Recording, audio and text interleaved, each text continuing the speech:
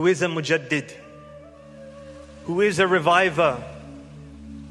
Who is the one who revives, renews and rejuvenates the values and teachings of Islam in every century?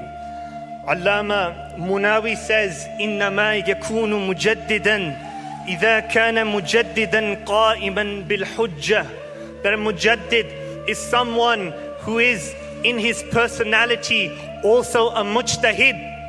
A mujaddid is someone with great understanding of jurisprudence. A mujaddid is someone with great understanding of creed. A mujaddid is someone with great understanding of the Quran and Sunnah. A mujaddid is someone with great understanding of spirituality and tasawwuf. A mujaddid is someone with great ma'rifah and wisdom.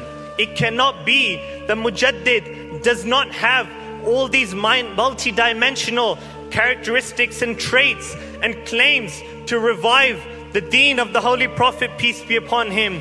Therefore, the one who carries all these traits from the Quran and Sunnah to the Aqidah, fiqh and tasawwuf, and who understands the contemporary realities of his time can only be a mujaddid.